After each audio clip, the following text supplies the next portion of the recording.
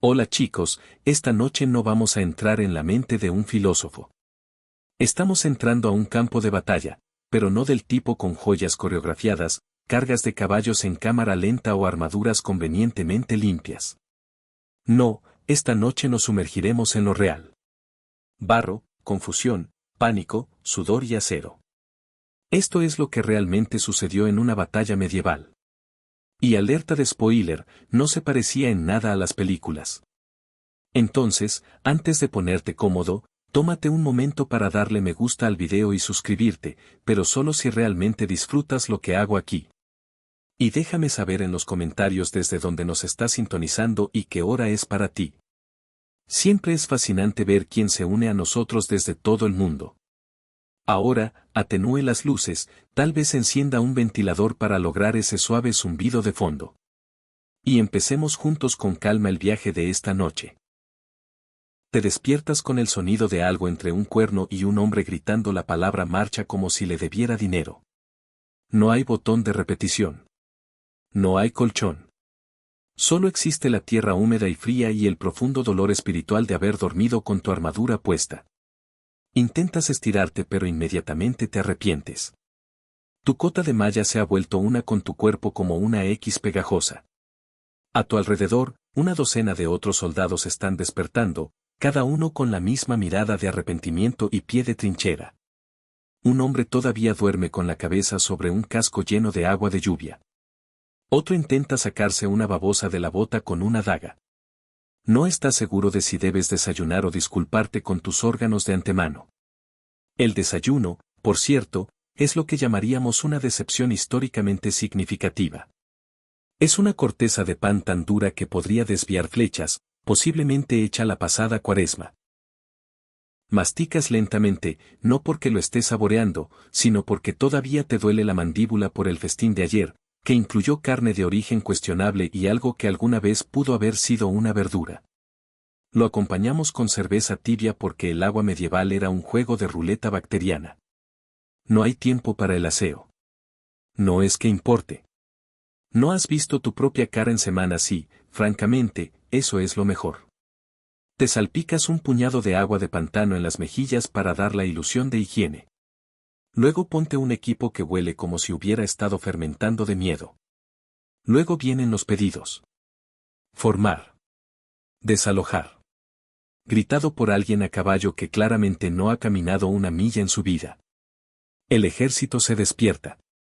Los hombres se quejan. La armadura suena. Y alguien ya cojea por haber pisado descalzo una roca puntiaguda. El barro se adhiere a tus botas como si quisiera apoderarse de tu alma. Aún no has hecho contacto con el enemigo y ya estás exhausto, húmedo, hambriento y lamentando vagamente toda tu vida. ¿Y sabéis qué es lo peor? Este es uno de los buenos días. La orden está dada. Marzo. Y así lo haces. No porque quieras, sino porque la alternativa es quedarte y ser acusado de deserción, lo que generalmente termina con algo cortado. Así que avanzas con dificultad, un paso arrastrado y miserable a la vez. El suelo es menos tierra y más desesperación húmeda. El barro es un hecho, pero no se trata de un barro común y corriente. Es el tipo que te chupa las botas como si quisiera robarte el alma, o al menos tu pie izquierdo. Te detienes para ajustar una correa y al instante te quedas atrás, atrayendo miradas furiosas del hombre que va detrás, cuyo rostro dice, te comeré si esto me frena otra vez. Resulta que la armadura no fue diseñada para senderismo. Se apelmaza, aprieta y roza en lugares que ni siquiera sabías que tenían piel. Te duelen los hombros, te arden los muslos y la parte interna de los muslos se alía contra ti con cada paso metálico. Eres esencialmente una salchicha de hierro andante que se asa lentamente en tu propio sudor. El aire huele a ganado, cebolla barata y miedo. Alguien más adelante se tira un pedo con la fuerza que sugiere que perdió una batalla con el guiso de nabos de anoche. Intentas respirar por la boca, pero también te arrepientes de inmediato de esa decisión. Pasas junto a un erizo muerto, una carreta rota y lo que podría ser un dedo del pie. Nadie se detiene. Parar es para quienes disfrutan que les griten. El sargento grita de todos modos. No deja de gritar. Es toda su personalidad ahora. La moral es inexistente. Algunos hombres cantan canciones de guerra para sobrellevar la situación. Otros murmuran oraciones. Un tipo en la parte de atrás grita al viento. Nadie lo detiene. Sinceramente, ayuda. En un momento dado, piensas, quizás el enemigo se rinda antes de que lleguemos. Entonces recuerdas que probablemente estén pensando lo mismo, lo que significa que esto terminará con alguien entrando en pánico, todos apuñalando y tú intentando recordar dónde va cada punta de la lanza. Después de horas, aparece una colina. Claro que sí. Toda batalla medieval se libra en la cima de una colina absurda. Al comenzar el ascenso, alguien resbala y rueda hacia abajo. Nadie ayuda. Ahora están mejor. Y aún así, sigues marchando. Finalmente, llegas al lugar donde no dormirás esta noche. El campamento de batalla. Es menos una base de operaciones y más un brote organizado. Hay tiendas de campaña, claro, si eres de la nobleza. Los demás reciben un trozo de barro un poco menos maldito que el resto. Marcas tu lugar desplomándote en el suelo y llamándolo cama. Tu vecino hace lo mismo. Felicidades. Has empezado una comunidad de trincheras. El olor te golpea de inmediato. Un cóctel horrible de lana mojada, cuerpo sin lavar, botas fermentadas y lo que sea que se esté pudriendo cerca del carrito de comida. Hay un zumbido en el aire. No es emoción, solo moscas. Miles de ellas. Algunas ya tienen nombre. Has hecho las paces con eso. Luego está la letrina. Y por letrina, nos referimos a un agujero poco profundo en el suelo que fue cavado con prisa y arrepentimiento. ¿Privacidad? Ninguna. Olor. Bíblico. Intentas no mirar a nadie a los ojos durante tu visita. La dignidad de todos ya ha desaparecido. Te entregan un tazón de estofado. Es gris. Ese es el único sabor. Gris. Preguntas qué lleva, y el cocinero te mira a los ojos durante 5 segundos incómodos antes de irse. Lo comes de todos modos porque te mueres de hambre, y esperas que la carne que esté ahí no tuviera nombre hace 2 horas. Algunos hombres están afilando armas. Otros están jugando a los dados.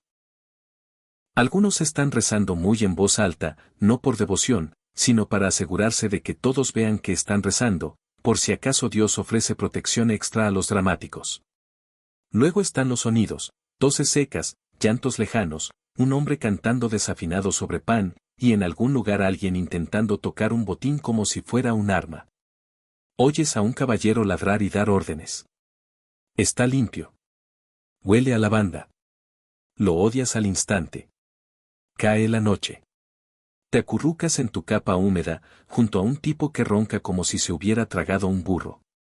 Intentas dormir, pero tu cerebro está demasiado ocupado imaginando todas las formas en que podrías morir mañana o esta noche si esa cabra te vuelve a patear en las costillas. Y cuando finalmente empiezas a dormitar, una voz grita a lo lejos, formen al amanecer. Fantástico. Otra hermosa mañana te espera. Amanece y con él llega la gélida certeza de que vas a morir en un campo, probablemente pronto, posiblemente antes de comer. Ni siquiera te has cepillado los dientes. No es que tienes un cepillo de dientes o algún diente que valga la pena salvar. Suenan las trompetas, los hombres gimen.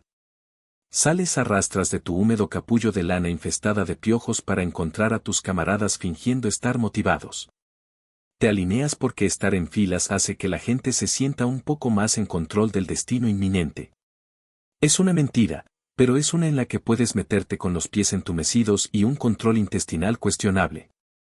Y entonces aparece él, el noble comandante, un hombre con una armadura pulida tan limpia que prácticamente brilla. Tiene esa energía que solo suele tener la gente que nunca ha recibido un puñetazo en la cara. Examina a las tropas como un padre decepcionado que acaba de enterarse de que te uniste al bando perdedor en una pelea de taberna. Se aclara la garganta. Todos se preparan. Empieza. Hombres, hoy luchamos por la gloria. Pausa para el efecto. Alguien cerca de ti escupe algo vivo. Por nuestro rey, nuestras tierras, nuestro honor, murmura la multitud, principalmente por retortijones de estómago, no por patriotismo. Cuida de tus hermanos. Cuida de tu acero. Miras. De lado. El hombre a tu lado tiembla visiblemente y lleva el casco al revés.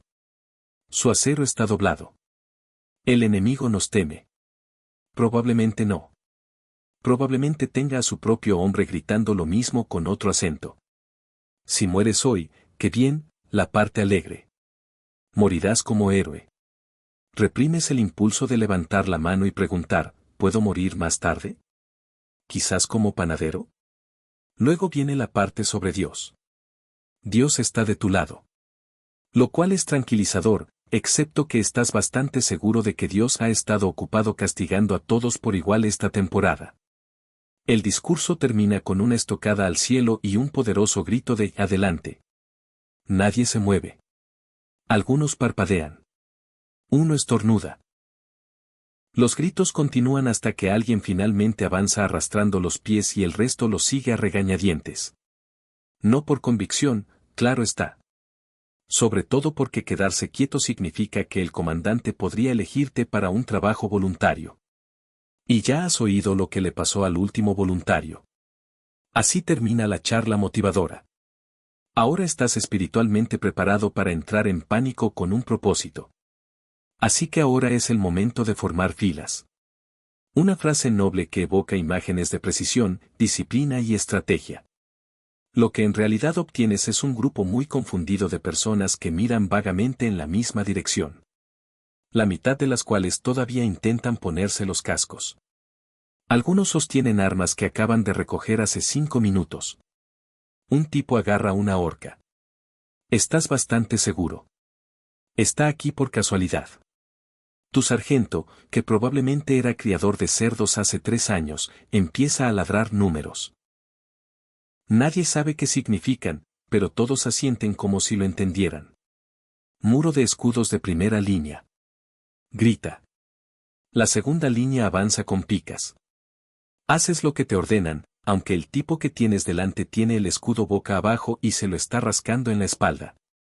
A tu izquierda hay un tipo con una lanza el doble de alta que él, que no para de pinchar a la gente sin querer. A tu derecha hay un hombre tarareando un himno de batalla que puede que sean o no solo mangas verdes con letra diferente. Justo detrás de ti hay alguien que respira como si hubiera estado practicando dramáticos sonidos de muerte con antelación. Sospechas que ni siquiera está herido, solo listo. La caballería está a un lado. Caballos que se precipitan dramáticamente por el suelo. Caballeros, altos e impolutos, con armaduras de placas completas que costaron más que toda tu aldea. Tienen un aspecto majestuoso. Tú, mientras tanto, estás de pie con botas prestadas y una cota de malla que huele a que alguien murió con ella. Probablemente porque alguien murió. Hay una orden repentina para avanzar y apretar la línea. Es más fácil decirlo que hacerlo cuando uno de cada 2 hombres pisa el pie de otro y el barro amenaza con tragarse enteros a los pequeños soldados. Tus pies resbalan, alguien te da un codazo. Tu escudo está hacia atrás ahora, y no tienes la energía emocional para arreglarlo. Entonces se oye el redoble del tambor. Un golpe lento y siniestro que anuncia a todos que está a punto de comenzar. Los hombres comienzan a susurrar oraciones. Un hombre empieza a sollozar en silencio. Finges no darte cuenta, sobre todo porque estás ocupado haciendo las paces con la mortalidad. Respiras hondo, levantas tu arma e intentas no desmayarte. Es el momento. ¿Estás listo? Bueno, tan listo como puede estarlo cualquiera en una fila torcida de campesinos aterrorizados. Justo cuando la formación empieza a parecer algo creíble, es decir, nadie camina activamente en la dirección equivocada, el cielo te traiciona. Comienza con un sonido, un suave y lejano silbido que se convierte en un susurro colectivo de fatalidad. Entonces empiezan los gritos, escudos arriba. Se apresuran a obedecer, aunque alguien cerca sigue intentando averiguar qué extremo del escudo está arriba. Un momento después, el cielo se oscurece. No con nubes, sino con cientos de diminutas varas letales lanzadas desde el lado enemigo con un entusiasmo alarmante. Y entonces caen. Las flechas llueven con toda la misericordia de un Dios furioso que tiene un día muy malo. El hombre 2 filas delante de ti cae al instante. Una flecha le sobresale del hombro como una pluma olvidada. Alguien grita. Alguien más maldice en latín. O tal vez solo estaba estornudando. Es difícil saberlo a través del pánico. Esto es lo que las películas no muestran. Las flechas no se deslizan con gracia hacia los objetivos como bailarinas con puntas afiladas. Golpean, crujen, se clavan y, ocasionalmente, rebotan en la armadura antes de incrustarse en cosas que no deben ser perforadas, como pies, muslos y lo que sea que cuente como estabilidad emocional. Intentas encogerte tras tu escudo, que de repente se siente demasiado pequeño y alarmantemente casero. Una flecha rebota en él con un sonido metálico. Y de inmediato decides que este escudo es ahora tu mejor amigo. Mentalmente lo llamas Geral. Le susurras promesas a Geral de que si sobrevives, nunca volverás a hablar mal de su forma torcida. A tu izquierda, alguien maldice a los arqueros. A tu derecha, alguien está siendo maldecido, principalmente porque olvidó agacharse. Detrás de ti, un hombre grita que le han dado, aunque sospechas firmemente que solo intenta escapar de lo que viene después. Entonces llega la segunda descarga. En este punto, cualquier ilusión de calma se ha evaporado. Los veteranos se agachan y murmuran mantres. Los nuevos reclutas lloran abiertamente. Un tipo simplemente se tumba y finge estar muerto. No es una mala estrategia, sinceramente. Finalmente, el cielo se despeja. Estás vivo. Geral lo hizo bien.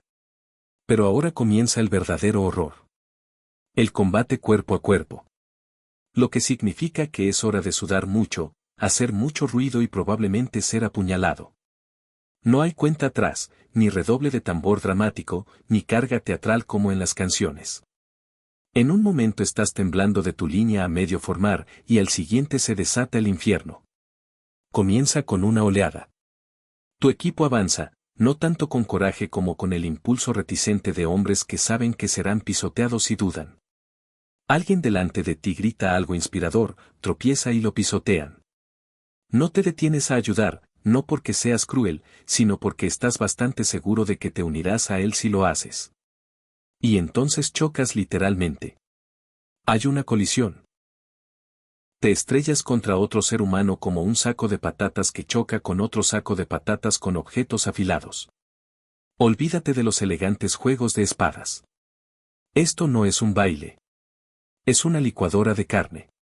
Blandes tu arma. Tal vez una espada. Tal vez un hacha.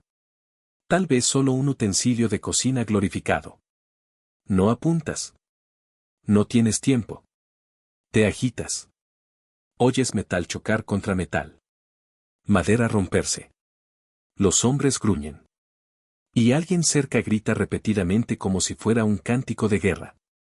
La lucha es cercana, íntima, realmente. Ahora eres profundamente consciente de la olor a enemigo, sudor, miedo y cebolla. No existe el espacio personal. Solo hay pánico. En un momento, te lanzas hacia abajo y esperas que no haya sido tu propio pie. Se te empaña el casco. No puedes ver. No puedes respirar. El hombro de alguien te golpea las costillas y ambos se tambalean hacia un lado, jadeando. Hay sangre en tu guantelete. Probablemente no es tuyo. Podría ser. No importa. Un hombre te lanza un golpe a la cabeza. Te agachas por reflejo. Golpea a alguien más. Intercambian una breve mirada. Medio disculpa, medio encogimiento de hombros. No hay tiempo para culpar, solo para sobrevivir. Intentas recordar tu entrenamiento, pero consistía principalmente en golpear fuerte y no morir. Así que sigues golpeando, acertando ocasionalmente, fallando la mayoría de las veces. De vez en cuando, alguien cae. A veces grita. A veces se calla al instante. Intentas no mirar. Esto no es una película. Es una pelea de bar en la peor taberna del mundo con 500 hombres furiosos y nadie que los interrumpa. Y esto apenas comienza. Si pensabas que una batalla medieval sonaría como el elegante choque de espadas y trompetas heroicas, estás completamente equivocado. Suena más como un mercado de ganado que choca con una herrería durante un terremoto. Lo primero que notas son los gritos. Son constantes. No solo de los heridos, aunque hay muchos, sino de los vivos. Los hombres gritan para animarse. Gritan porque los han apuñalado. Gritan porque alguien les pisó el pie o porque olvidaron de qué lado están y ahora están golpeando salvajemente a todo lo que se mueve, incluso un arbusto. Se oyen los gritos estridentes de los jóvenes que deberían haberse quedado en la panadería, los bramidos guturales de los hombres corpulentos con hachas y el gemido agudo, casi de disculpa, de un tipo que se da cuenta de que lleva los colores del equipo equivocado. En algún lugar tras las líneas, alguien grita, «Mantén la línea». Con toda la esperanza de un hombre. Gritándole a la marea que pare. Nadie escucha. Ni siquiera puedes oírlo. Estás demasiado ocupado esquivando armas y preguntándote si tu brazo izquierdo siempre hizo ese chasquido. Luego vienen las armas mismas. Las espadas chocan contra los escudos. Las masas producen un golpe sordo y aterrador al impactar contra algo blando, generalmente un rostro. Las flechas silban junto a tus oídos con el preciso sonido del arrepentimiento. De vez en cuando, una lanza atraviesa una armadura, y el chillido resultante hace que tu columna reconsidere su compromiso de mantenerse erguida. Pero el peor sonido no son los gritos. Ni siquiera son los de la muerte. Son los sonidos húmedos. Sí, húmedos. El chapoteo de alguien que pisa algo que solía ser una persona. El sorbo de sangre y barro mezclándose bajo tus botas. El chapoteo cuando alguien aterriza mal y no se levanta. Estos no son sonidos que olvides. Se quedan para siempre en tus pesadillas. También oyes el tintineo de armaduras, hombres que lloran por sus madres, un caballo que relincha, que por el camino es profundamente inquietante, y en algún lugar, increíblemente, alguien intenta cantar un himno mal y desafinado. En medio de todo, tus oídos comienzan a zumbar. No por lesión, solo por sobrecarga. Empiezas a operar por instinto porque tu cerebro se ha rendido y se ha puesto en pausa. Y aún así, los gritos continúan. Si esperabas un final cinematográfico a cámara lenta donde pronunciaras un monólogo final antes de desplomarte dramáticamente, lamento informarte que no es así. La mayoría de las personas en una batalla medieval morían sin ser vistas, sin ser escuchadas y por la espalda. Generalmente por alguien que ni siquiera sabía tu nombre. A veces incluso era alguien de tu propio bando. Verás, el campo de batalla no es una arena educada. Es un poco sudoroso y caótico donde todos están a un paso de un malentendido fatal. En un momento estás blandiendo tu hacha como si lo sintieras. Al siguiente, un golpe sordo. Algo te atraviesa la espalda y tus rodillas te traicionan. Caes hacia adelante en el barro con la gracia de un pajar derrumbado. Nadie se da cuenta. Nadie tiene tiempo. No hay palabras finales. Ninguna mano que te sujete, solo tú, la tierra y la fuerte sospecha de que esto podría haberse evitado si te hubieras convertido en monje. Luego están aquellos abatidos por caballos. No apuñalados, ni chillados, ni pisoteados. Nada representa una muerte innoble como fundirse con la tierra bajo un guerrero aterrorizado llamado Buttercup. Y no olvidemos el fuego amigo. No el de los explosivos, sino el de un miliciano mal entrenado que blande un mayal en un amplio arco esperanzador y accidentalmente te arranca una oreja o la cabeza. De cualquier manera, te recuerdan como ese tipo que se acercó demasiado a Yav. Algunos caen y simplemente se quedan atrás. Ya sea inconscientes, heridos o simplemente empeñados en fingir estar muertos, yacen inmóviles mientras las botas pasan pisando fuerte. Algunos viven, otros no. Todo depende de la suerte, del barro y de si un saqueador los confunde con carga real. Y a veces es insultantemente aleatorio. Un pie resbalado en la hierba ensangrentada, un tobillo roto en un agujero cavado para defecar, o ser aplastado por una multitud de hombres en pánico que intentaban huir, pero iban en la misma dirección. En resumen, la muerte medieval no era majestuosa. Era incómoda, indigna y casi siempre repentina. Por eso, cuando un hombre sobrevive, no se le celebra por su valentía, sino por pura suerte. Las películas los presentan como majestuosos corceles al galope, montados por caballeros caballerescos, que cargan a la batalla como piernas de trueno. En realidad, los caballos en el combate medieval eran menos máquinas de gloria y más arietes impredecibles con problemas de ansiedad. Cuando la caballería carga, no se oyen trompetas. Se oye un estruendo. No del tipo poético, sino del que te hace vibrar las costillas y convence a tu intestino grueso de que es hora de evacuar. Levantas la vista y los ves. Enormes caballos de guerra abalanzándose a velocidades que no creías posibles para alguien que se alimenta de hierba. Los caballeros se ven impresionantes desde lejos. Armaduras relucientes, estandartes ondeantes y elegantes cascos que gritan, pagué más por esto. Pero de cerca, solo son gritos de ellos, de los caballos, de ti. Porque la cuestión es que a los caballos no les importan tus formaciones. No respetan el espacio personal. Y no distinguen entre el enemigo y quien solo intenta sobrevivir. Si te interpones en su camino, acabarás aplastado, convertido en algo que los arqueólogos algún día calificarán de arrepentido desprestigio. Un hombre es atropellado por completo, desaparece bajo los cascos y nunca más se le ve. Otro intenta agarrar la pierna de un caballero, falla y recibe una patada en el pecho tan fuerte que ahora podría clasificarse legalmente como una campana. Algunos caballeros se caen. Una cantidad sorprendente, de hecho. Resulta que el barro resbaladizo y la armadura de placas completa no combinan. Cuando se estrellan, el sonido es algo entre el de una despensa derrumbándose y el de una campana de iglesia al sonar.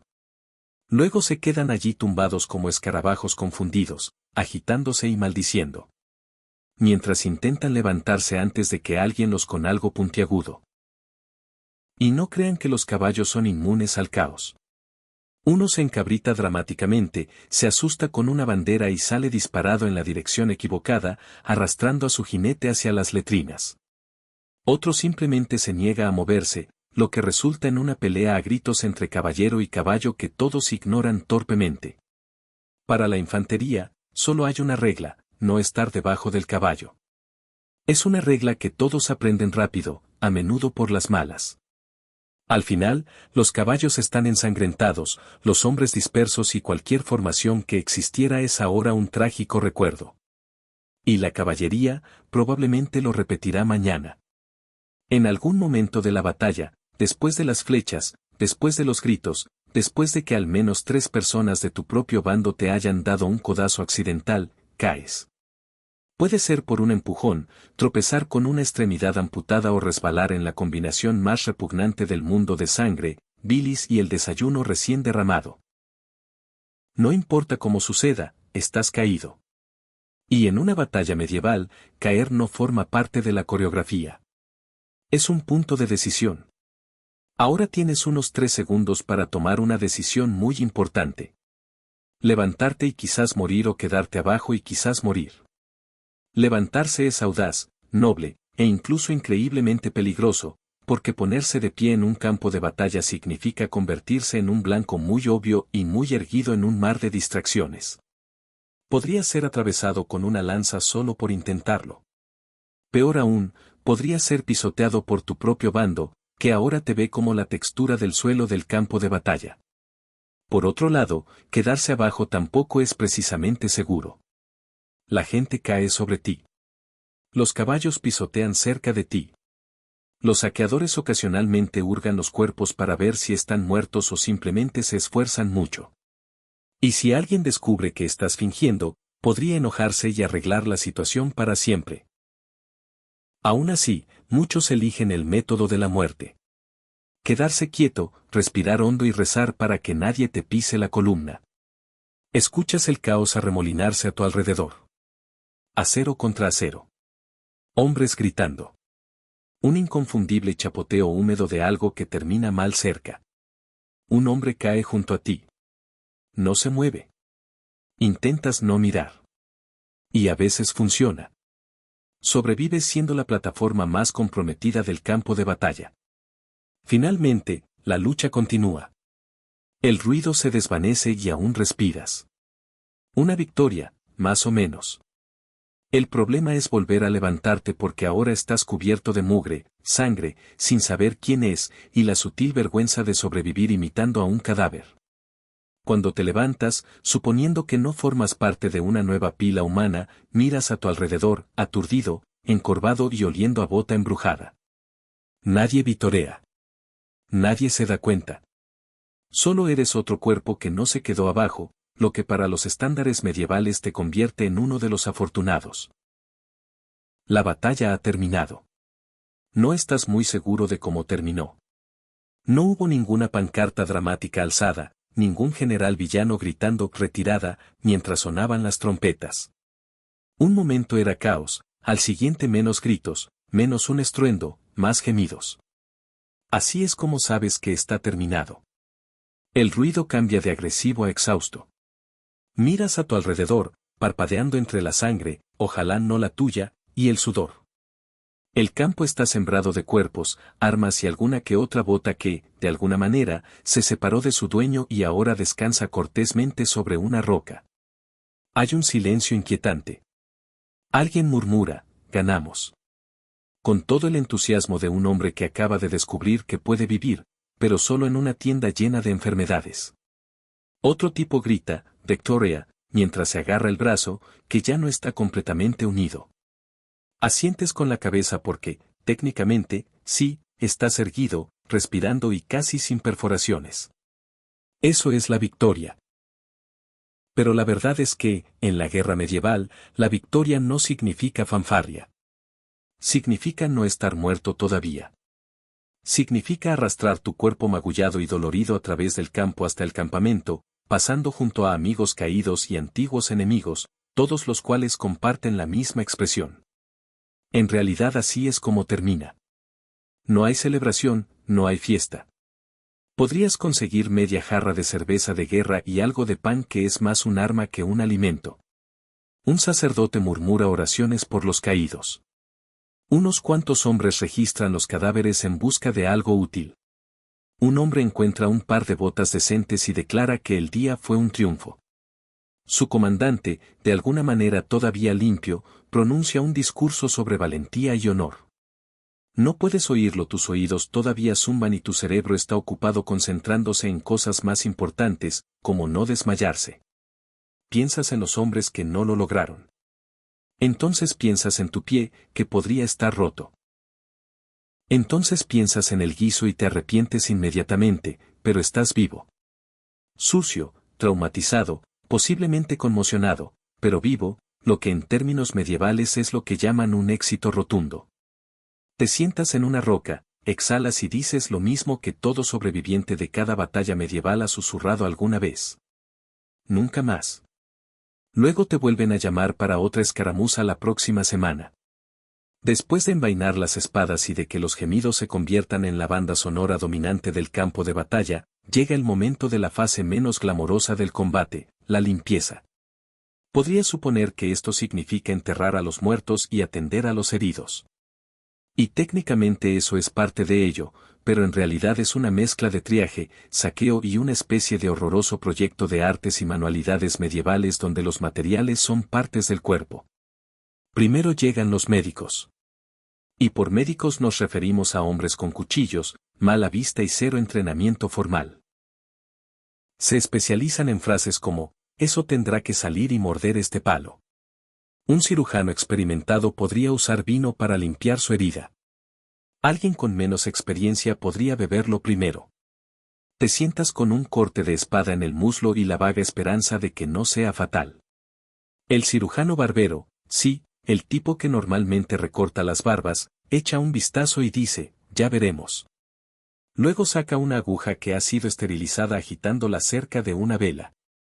Haces todo lo posible por no gritar. Fracasas estrepitosamente. Mientras tanto, los cuerpos son arrastrados y colocados en pilas desordenadas. Algunos están cubiertos, la mayoría no. Reconoces una cara o dos, pero no te detienes. El olor se está volviendo espiritual. Las moscas llegan en masa, emocionadas por el buffet libre. Uno aterriza en tu herida abierta. Lo aplastas y luego te das cuenta de que es probablemente la cosa más limpia que experimentarás hoy.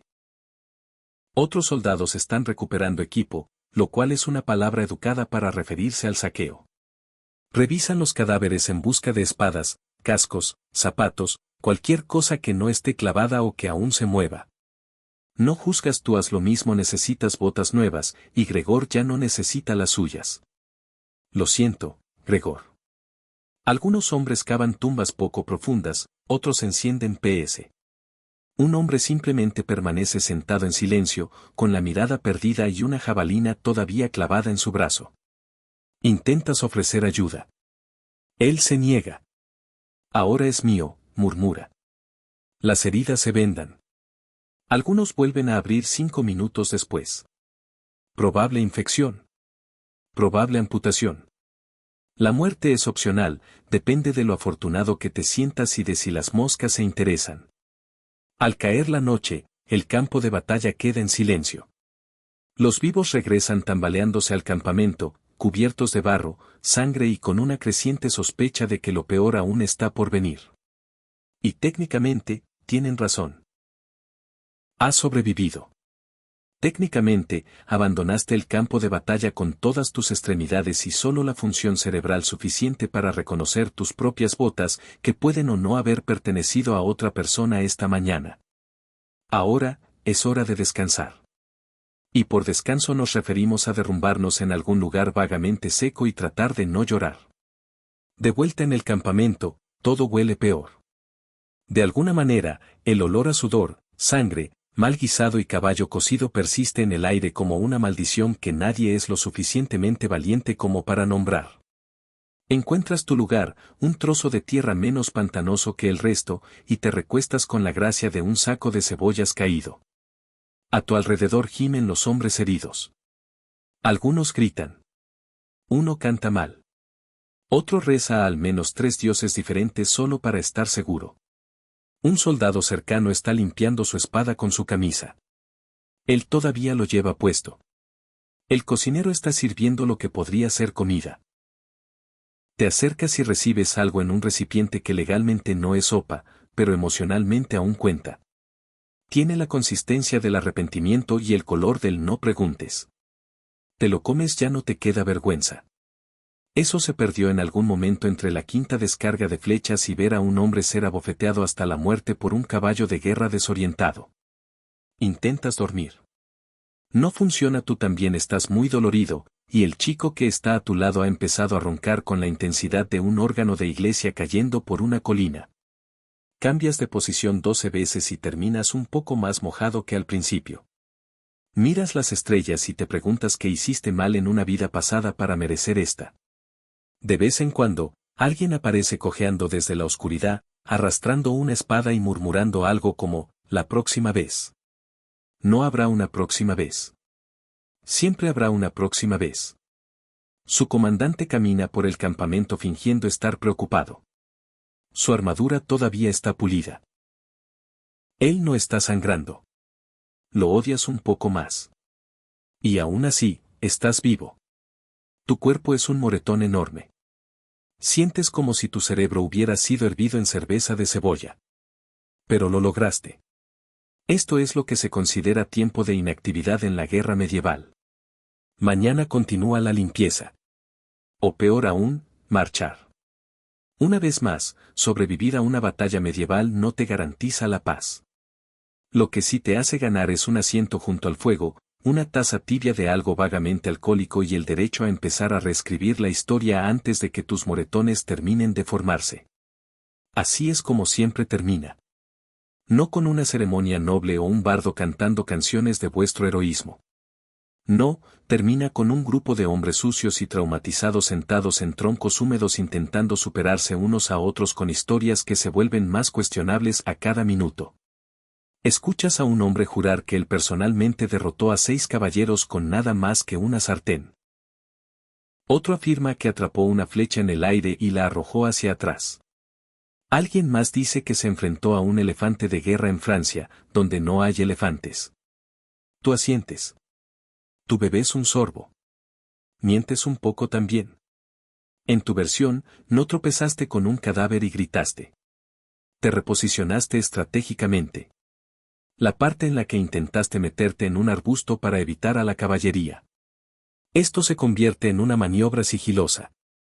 Te saltas el momento en el que le rogaste a un escudero que te tomara la mano durante la tormenta de flechas porque todos aquí están haciendo lo mismo, convirtiendo el trauma en leyenda.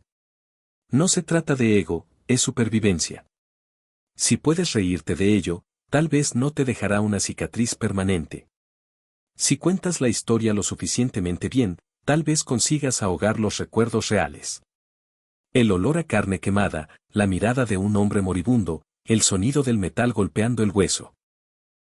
A estas alturas, alguien está asando un trozo de carne de dudosa procedencia y nadie hace preguntas. La risa brota, seca y ligeramente desesperada. Un hombre toca un botín al que le faltan 2 cuerdas. La melodía no suena, pero a nadie le importa. Una mujer, seguidora del campamento, remienda una manga y tararea como si el mundo fuera del resplandor del fuego no existiera. Miras fijamente las llamas y crees que has sobrevivido a duras penas, accidentalmente, milagrosamente. Pronto estarás de nuevo en el camino, rumbo a otra pelea, a otro encuentro glorioso. Pero por ahora, hay calor, hay pan, hay la camaradería de hombres que saben exactamente cuánto de tu historia es falsa, porque la de ellos también lo es. Y por una noche al menos eso es suficiente. Siglos antes de que la Gran Muralla se convirtiera en un monumento continuo que atravesaba el norte de China, el paisaje era un caótico tablero de ajedrez de reinos, cada uno con sus propias ambiciones y ansiedades. Este fue el periodo de los estados en guerra, una época de conflicto implacable en la que 7 estados poderosos lucharon y sangraron por el dominio sobre el corazón de China. Estos reinos, constantemente en desacuerdo entre sí, tenían pocas razones para cooperar. En lugar de ello, levantaron muros individuales, defensas locales improvisadas construidas con tierra apisonada, piedras y madera. Estas primeras fortificaciones no eran parte de un gran plan unificado. Eran medidas desesperadas, el equivalente a trazar una línea en la arena y desafiar al rival a cruzarla. Más que barreras, eran declaraciones de poder. Esto es mío. Inténtalo y tómalo. Pero no eran solo los reinos rivales los que temían. Al norte, más allá de los campos de cultivo y de los valles fluviales, vagaban tribus nómadas. El nuevo jefe Xiang entre ellos.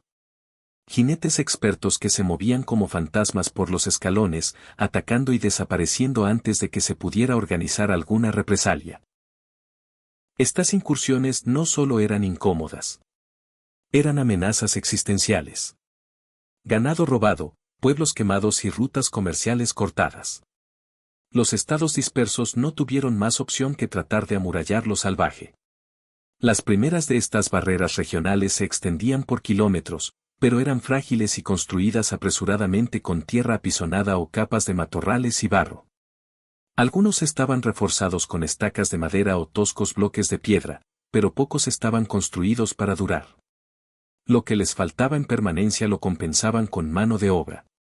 Decenas de miles de campesinos, reclutas y prisioneros fueron arrojados a trabajos extenuantes, a menudo sin elección ni descanso. Estos muros aislados a menudo estaban mal mantenidos y se desmoronaban con el paso del tiempo y el clima. Aún así, representaron el comienzo de una idea de que la frontera norte de China podía ser dominada, no a través de negociaciones o diplomacia, sino con pura voluntad y la construcción de muros. Ningún rey imaginó la Gran Muralla tal como la conocemos hoy. Ese sueño de unificación, de una barrera singular que se extendiera a lo largo de la columna vertebral de China, llegaría más tarde con el ascenso de un emperador que ansiaba no solo poder, sino la eternidad en piedra. Y así, entre polvo y sangre, se sentaron las bases, no de un muro, sino de una leyenda. En el año 221 a.C., después de siglos de caos, un solo hombre hizo lo que nadie antes que él había hecho: unir a toda China. Su nombre era Qin Shi Huang, el primer emperador de la dinastía Qin. Y no solo quería gobernar. Quería redefinir el paisaje mismo. Donde otros veían una región fracturada y unida por la guerra, él vio el comienzo de un imperio.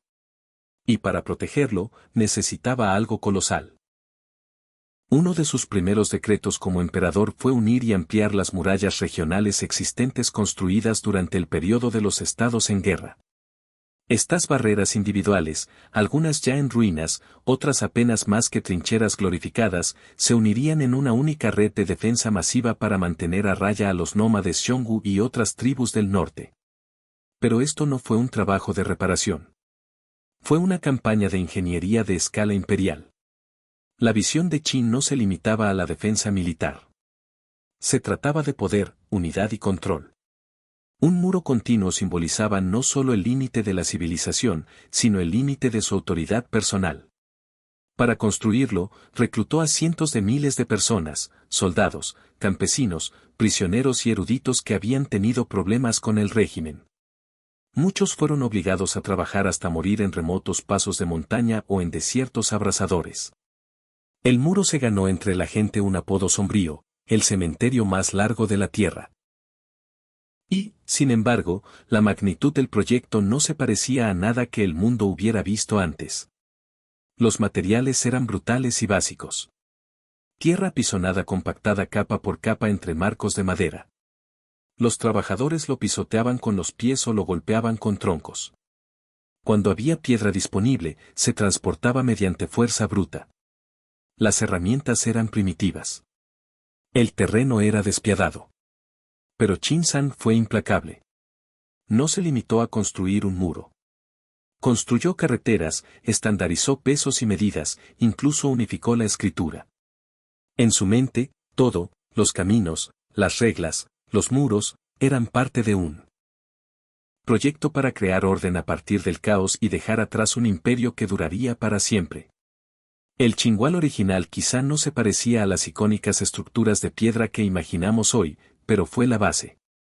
Fue el comienzo de una frontera que se elevaría, caería y volvería a elevarse dinastía tras dinastía. Y después pasaría a manos de los Han.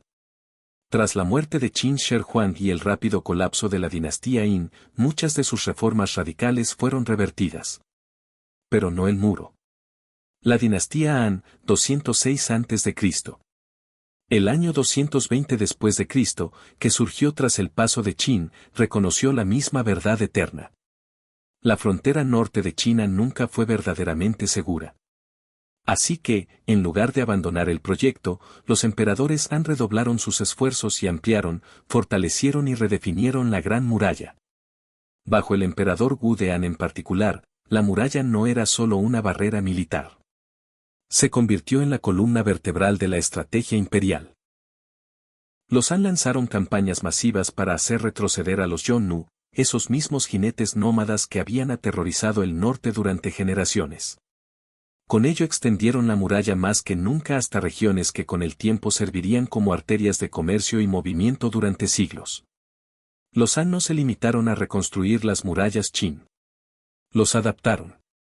En lugar de confiar únicamente en tierra apisonada, incorporaron ladrillos, piedras y fortificaciones más sofisticadas donde el terreno lo permitía. Se añadieron torres de vigilancia a intervalos, lo que permitió a los soldados detectar a los grupos de asalto desde lejos y encender fuegos de señal, un sistema de alerta temprana que permitía que las noticias de un ataque viajaran cientos de millas en cuestión de horas. Más que una herramienta militar, el muro Han se convirtió en una red logística. Los puestos de guarnición, las torres de señales y los depósitos de suministros convirtieron la muralla en una carretera militar funcional. Las tropas podían moverse con rapidez, los suministros podían transmitirse con eficiencia y los mensajes podían viajar a una velocidad increíble mediante balizas o mensajeros. La Gran Muralla se había convertido en algo más que una línea. Ahora era un sistema de defensa vivo. La vida a lo largo del muro Han era dura, pero no se olvidaba. El imperio estacionó miles de soldados y colonos en fuertes remotos, creando una sociedad fronteriza donde las familias, los comerciantes y los puestos de avanzada se aferraban a la protección imperial. Con el tiempo, estas estaciones solitarias se convirtieron en pequeñas comunidades y, a su sombra, las culturas se encontraron. Tribus anchinas y nómadas comerciando, mezclándose y, ocasionalmente, enfrentándose en estas encrucijadas polvorientas. Al final de la era Han, la muralla se había transformado en algo nuevo. No solo una línea de defensa, sino un símbolo de la presencia imperial en las vastas extensiones del norte. Y aún así, ni siquiera el poderoso Han pudo mantener su posición para siempre. Después vino el caos, el colapso y, finalmente, una nueva dinastía con un estilo nuevo y audaz de construcción de murallas.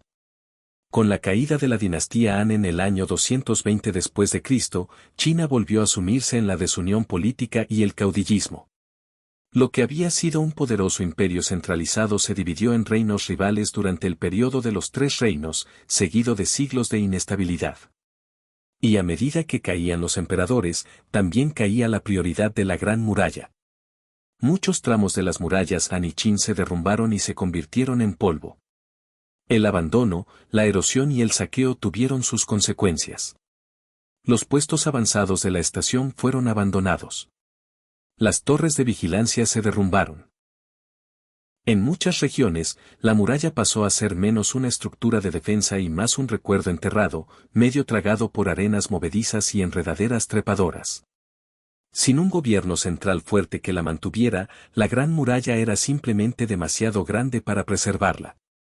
Pero las amenazas del norte nunca desaparecieron. Potencias nómadas como los Kambe, los Ruran y, más tarde, los Gurks surgieron y se expandieron a través de las escaleras. Algunos de estos grupos eventualmente crearían sus propios reinos dentro de China, mezclando culturas y redefiniendo las fronteras. El muro en aquellos tiempos era menos una frontera dura y más una reliquia de una antigua visión de defensa, una línea que ya no coincidía con la realidad política. Sin embargo, todavía quedan fragmentos de la muralla que sirven a los gobernantes locales. Algunos caudillos y dinastías regionales utilizaron restos de las antiguas defensas como esqueletos para nuevas fortificaciones. Otros explotaron las antiguas murallas en busca de materiales. Los ladrillos y las piedras se reutilizaron para construir casas, templos o muros regionales propios. Fue una canibalización lenta de los huesos de un imperio caído. Mientras tanto, en la imaginación popular, el muro se desvanecía. Ya no era un proyecto de alcance imperial, sino algo de leyendas y registros antiguos. Los poetas chinos escribieron sobre campos de batalla distantes y fortalezas fronterizas, describiendo la frontera norte como un lugar frío y amargo donde los hombres iban a morir y rara vez era recordado. Aún así, incluso en estos tiempos de decadencia, la idea del muro siguió siendo poderosa. Permaneció como símbolo de lo que China había sido alguna vez y de lo que podría volver a ser. Un sueño de unidad, fuerza y claridad frente al caos. Y ese sueño resurgiría cuando una nueva dinastía nacida de la conquista militar y alimentada por la ambición surgiera de las cenizas. El Ming. Pero primero pasarían siglos más. Cuando la dinastía Ming llegó al poder en 1368, China había vivido siglos de invasiones, colapso y dominio extranjero. El trauma de la dinastía Yuan, gobernada por los mongoles, todavía estaba fresco. Los ejércitos mongoles habían arrasado el norte y controlado China durante casi un siglo. Cuando los Ming los derrocaron, no fue solo una victoria política. Fue un ajuste de cuentas cultural. Y con esto vino una prioridad urgente. Nunca más. Los emperadores Ming vieron la necesidad de una barrera fortificada en el norte no como algo simbólico, sino algo absolutamente práctico. Y a diferencia de las murallas de tierra de los chinos, las guarniciones descentralizadas de los Han, la muralla Ming sería algo completamente diferente. Piedra, ladrillo y fuego. La construcción comenzó en serio a fines del siglo XV y se aceleró en el siglo XVI, particularmente bajo la dirección de generales como Qi Huang, quien veía la muralla no solo como una defensa contra las incursiones de los nómades mongoles, sino como un medio para proyectar el control Ming. Esta era una dinastía que quería permanencia y eso se notaba. Construían con piedra de cantera y ladrillos cocidos al horno. Se reforzaron las murallas, se añadieron sistemas de drenaje, se levantaron torres de vigilancia a intervalos regulares y se instalaron balizas para enviar señales de humo durante el día y llamas durante la noche. Esta era la versión de la Gran Muralla que la mayoría de la gente imagina hoy. Enorme, sinuosa y emblemática, se extendía por montañas, serpenteaba por llanuras desérticas y se aferraba a los acantilados como una cinta de armadura. Algunos tramos eran tan anchos como una autopista moderna. Otros se elevaban hasta la altura de un edificio de 3 pisos, y todos estaban destinados a durar. Pero el muro era más que un mero material militar.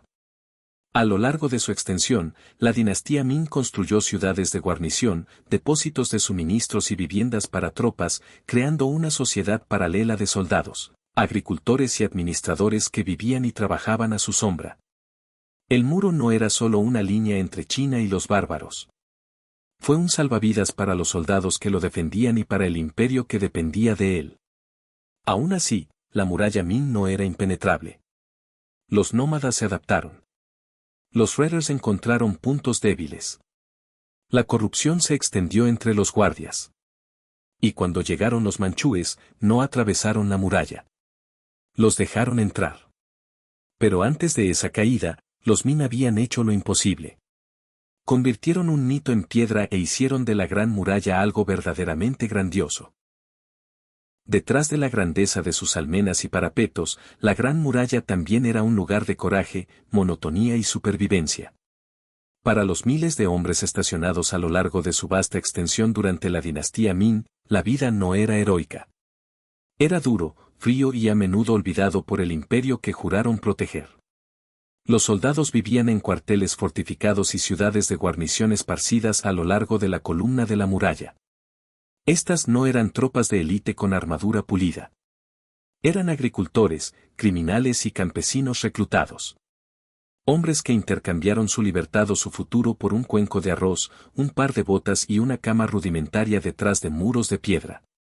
Algunos sirvieron voluntariamente, buscando paga u honor. Otros fueron enviados como castigo, exiliados a la frontera, donde el invierno mordía y el aburrimiento se instalaba como la escarcha. Cada día comenzaba con una rutina, patrullas, simulacros, mantenimiento del muro y transporte de suministros. La pared en sí necesitaba cuidados constantes. Las piedras se movieron, el mortero se agrietó y las torres de vigilancia necesitaron reparaciones. Los soldados repararon lo que pudieron con las manos congeladas, desafiando tormentas de arena en el oeste o ventiscas en el norte. No había vacaciones, solo turnos y la siempre presente amenaza de una incursión mongola. La comida era sencilla y a menudo escasa. Mijo, frijoles y carne salada. Las verduras se cultivaban en pequeñas parcelas donde el suelo lo permitía. Si un grupo de asalto atacaba una caravana de suministros, no era solo un inconveniente. Podría significar inanición. La enfermedad era común. La moral estaba baja. La deserción, a pesar del castigo de la ejecución, no era algo inaudito. Pero la vida no fue todo sombrío. Las familias a menudo acompañaban a los soldados, creando pequeñas comunidades insulares a lo largo del muro. A su sombra nacieron niños. Los comerciantes viajaban entre guarniciones, comerciando vino, telas y chismes. En algunos puestos incluso se observó una mezcla cultural entre grupos nómadas y colonos Han, que se mezclaron a través del comercio, el matrimonio o una paz precaria. Luego estaban los guardianes de los faros, apostados en torres aisladas lejos de cualquier guarnición. Su trabajo es observar el horizonte. Una columna de humo durante el día, un fuego por la noche. Esa fue la señal. Rápido, sencillo y aterrador. Estos hombres vivían solos o en parejas, rodeados únicamente de silencio y cielo. Vivir en la Gran Muralla era existir entre mundos, entre el imperio y la naturaleza, entre el mito y la realidad. Estas fueron las vidas invisibles que mantuvieron el muro en pie. No son emperadores, ni generales, sino gente común y corriente, con manos callosas y pies fríos. Y aún así, a pesar de todos sus esfuerzos, el muro no pudo resistir eternamente. Durante siglos, la Gran Muralla fue el símbolo máximo de la fuerza china. Piedra inquebrantable contra arenas movedizas, imperio contra lo desconocido. Pero los muros, por altos o gruesos que sean, son tan fuertes como las personas que los custodian. Y en el siglo XVII esa fortaleza se quebró, no por una carga externa, sino desde dentro. A finales de la dinastía Ming, la corrupción se había extendido como podredumbre por todo el sistema imperial. Los salarios de las tropas se retrasaron o fueron robados. Los suministros desaparecieron antes de llegar a las guarniciones. Los soldados, una vez disciplinados, que custodiaban el muro ahora estaban mal pagados, mal alimentados y sobrecargados de trabajo. La moral se desplomó. Muchas guarniciones recurrieron al contrabando y al comercio local para sobrevivir, a menudo trabajando con los mismos nómadas que se suponía debían repeler. Fue en este estado de debilitamiento que los Ming se enfrentaron a su mayor amenaza hasta el momento. Los manchúes. Una potencia en ascenso desde el noreste. A diferencia de las tribus nómadas anteriores, los manchúes estaban organizados, eran políticamente astutos y estaban tan decididos a gobernar como cualquier dinastía china. No necesitaban asaltar el muro con fuego y furia. Todo lo que necesitaban era una puerta abierta. Esa puerta se abrió en 1644 cuando un general Ming llamado Wu Sanangui tomó una decisión que cambiaría la historia. Ante una rebelión campesina que ya se había apoderado de Pekín y con sus propias fuerzas superadas, Wu abrió el paso de Shanga, una de las entradas más críticas a través de la muralla para el ejército manchú. Esperaba que ayudaran a reprimir la rebelión. En lugar de ello, tomaron la capital y fundaron una nueva dinastía, la In. De un solo golpe, todo el propósito de la Gran Muralla se derrumbó. No había sido conquistada. Había sido ignorado y traicionado por aquellos a quienes se suponía debía proteger. El muro no podía defenderse de las lealtades cambiantes, la desesperación o la conveniencia política.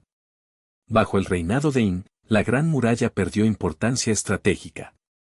El imperio se expandió profundamente hacia el norte, superando la barrera que alguna vez marcaba el límite de la civilización. El muro ya no era una frontera. Era una reliquia, un recuerdo de un mundo diferente. Y así, la Gran Muralla, que había tardado siglos en construirse, quedó obsoleta en un solo momento de error humano. Ninguna brecha, ningún asedio, solo una llave en las manos equivocadas. Pero las leyendas rara vez mueren tan fácilmente. Después de que los manchúes tomaron el poder y la dinastía In expandió las fronteras de China mucho más allá de la muralla, la otrora poderosa fortificación comenzó a desvanecerse. No con un choque, pero con un susurro. Ya no era una necesidad militar. Las rutas comerciales pasaban por allí. Se construyeron nuevas fortalezas más adentro de la frontera. La Gran Muralla, ese símbolo colosal de la determinación imperial, simplemente se volvió irrelevante. Sin propósito, el mantenimiento cesó. Las guarniciones se vaciaron. Las torres de vigilancia quedaron derrumbadas. Los pueblos locales recogían sus ladrillos para construir casas, pozos y corrales para cerdos. En algunos lugares se desmantelaron tramos enteros piedra a piedra, no por malicia sino por practicidad. ¿Por qué extraer material nuevo cuando el viejo muro permanece sin uso? En los desiertos, la arena fue absorbiendo lentamente partes de ella. En las montañas, las raíces parten las piedras y las lluvias arrastran el mortero. Siglos de tormentas, terremotos y tiempo convirtieron las otrora grandiosas almenas en crestas torcidas y jorobas olvidadas en el horizonte. Los viajeros y poetas todavía hablaban de su grandeza, pero pocos se animaban a visitarla. Durante la mayor parte de la dinastía In, la muralla fue un monumento a una época pasada, respetado pero rara vez mantenido. No fue hasta el siglo XIX y principios del XX, mientras China luchaba contra la invasión extranjera, la guerra civil y la modernización, que el muro comenzó a resurgir en la conciencia nacional. Los extranjeros, especialmente exploradores y eruditos europeos, comenzaron a llegar con los ojos muy abiertos y cuadernos. Lo romantizaron. Se maravillaron de ello. Algunos incluso lo malinterpretaron, creyendo que toda la estructura había sido construida por un emperador o que era visible desde la luna. Cuando se estableció la República Popular China en 1949, el muro ya era más que una simple piedra. Era un símbolo de identidad china, resistencia e ingenio. Mao Zedong dijo la famosa frase: quien no ha escalado la Gran Muralla no es un verdadero hombre, convirtiéndola de una ruina en un rito de paso patriótico. A finales del siglo XX se iniciaron proyectos de restauración, especialmente cerca de Pekín. Los turistas acudieron en masa a sitios como Badiling, donde se reconstruyó la muralla para recuperar su gloria Min. Otras secciones, salvajes, rotas y auténticas, permanecieron intactas, sucumbiendo lentamente a la naturaleza. De ruina olvidada a ícono global, la Gran Muralla había completado un extraño viaje. Ya no era una barrera de defensa para convertirse en un puente hacia el pasado, un recordatorio de lo que las personas pueden construir cuando son impulsadas por el miedo, la ambición y sueños que se extienden a través de los siglos. La Gran Muralla China es una de las estructuras más reconocidas de la Tierra. Sin embargo, mucho de lo que la gente sabe sobre el tema está envuelto en mitos y exageraciones. Contrariamente a la creencia popular, no se trata de una única muralla, sino de una red de fortificaciones construidas por diferentes dinastías a lo largo de 2.000 años, que se extienden por montañas, desiertos y llanuras. No forma una línea continua. Y no es visible desde la luna. Pero la verdad es mucho más fascinante. El muro es menos una cuestión de piedra y mortero y más de memoria y metáfora. Representa la larga lucha de una civilización por definirse no solo frente a los extranjeros sino frente al caos interior. Cuenta la historia de emperadores obsesionados con el orden, de campesinos obligados a realizar trabajos extenuantes y de generales cuyo legado no se medía en victorias, sino en metros de construcción. Es producto de una ambición tan grande que dejó una cicatriz visible desde el cielo. A lo largo de la historia de China, el muro ha significado diferentes cosas para distintas personas. Para los emperadores, era un símbolo de control. Para los soldados, era una prisión del deber. Para los poetas, era un lugar solitario donde resonaban el viento y el peso de la separación. Y para la China moderna, se ha convertido en un ancla cultural, un recordatorio de resistencia, fuerza y orgullo nacional. Los turistas llegan por millones, recorriendo senderos restaurados y posando junto a antiguas torres de vigilancia. No solo se sienten atraídos por la vista, sino por el mito, la idea de que manos humanas podrían dar forma a algo tan vasto, tan desafiante que sobreviviría a reinos, dinastías e incluso al tiempo mismo. Y en muchos sentidos, así ha sido. Sin embargo, grandes porciones del muro permanecen en ruinas. Más del 30% ya ha desaparecido, erosionado o desmantelado. La preservación es ahora una carrera contra el clima, el desarrollo y el abandono. El desafío hoy no es construir el muro, sino recordar y proteger lo que queda, preservar un pasado que se extiende a lo largo de continentes y siglos. Al final, la Gran Muralla nunca tuvo como verdadero objetivo mantener alejados a los enemigos. Se trataba de trazar una línea entre la civilización y lo salvaje, entre el imperio y la incertidumbre, entre lo conocido y lo temido. Y al hacerlo, se convirtió en algo más que una defensa. Se convirtió en leyenda. Piedra a piedra, historia a historia, el muro sigue en pie. No solo en las colinas del norte de China, sino en la imaginación del mundo. Era el año 1860 y Estados Unidos era un país al borde de la grandeza y del colapso. Con el rumor de la guerra civil en el horizonte y la fiebre del oro apoderándose de California, una cosa estaba dolorosamente clara. Estados Unidos estaba creciendo más rápido de lo que sus líneas de comunicación podían seguir el ritmo. La costa este estaba repleta de cables telegráficos y ferrocarriles, pero el oeste bien podría haber sido otro continente. Enviar una carta desde St. Joseph, Missouri a Sacramento, California podría tomar entre 3 y 4 semanas en un buen día. Eso era, por supuesto, asumiendo que las diligencias no fueran retrasadas por la nieve, bandidos o el colapso casual de un puente destartalado. Y en un país obsesionado con el destino manifiesto, esperar un mes para saber si su envío de oro había llegado o si Lincoln había sido nominado era inaceptable. El gobierno había probado alternativas. Barcos de vapor alrededor del Cabo de Hornos o vía las islas de Panamá, ambos riesgosos, costosos y dolorosamente lentos. Pero Occidente necesitaba actualizaciones en tiempo real, no noticias que ya estaban obsoletas cuando llegaban. Lo que el país necesitaba era velocidad, y preferiblemente algo que no implicara un crucero de 6 meses por Sudamérica. Entra el Pony Express, una idea audaz, temeraria y, según algunos, tremendamente impráctica. El concepto era simple. Ponga una cadena de jinetes jóvenes y ligeros a caballo, compitiendo día y noche a lo largo de casi 2.000 metros de terreno accidentado. Se colocarían estaciones de relevo cada 10 o 15 metros, los caballos nuevos se cambiarían en cuestión de minutos y nadie se detendría. Que se jodan la lluvia, la nieve o las flechas. Las cartas ahora viajarían desde Missouri a California en menos de 10 días. Parecía una locura, pero también lo parecía construir un ferrocarril transcontinental. Y mira cómo quedó. No se trataba solamente de repartir correo. Se trataba de demostrar que la frontera estadounidense podía ser conquistada con agallas, coraje y muchas sierras de silla de montar. Se trataba de reducir un país extenso y caótico a algo que se sintiera un poco más conectado. Y en el centro de todo se encontraba un equipo heterogéneo de hombres de negocios, jinetes adolescentes y cansados jefes de estación a punto de hacer historia a caballo. Pero tan rápido como ascendía, el Pony Express pronto se encontraría compitiendo contra algo que no podía superar, la velocidad de la luz misma. Los cerebros detrás del Pony Express no eran vaqueros salvajes ni funcionarios del gobierno. Eran hombres de negocios, despiadados, ambiciosos y tal vez un poco desesperados.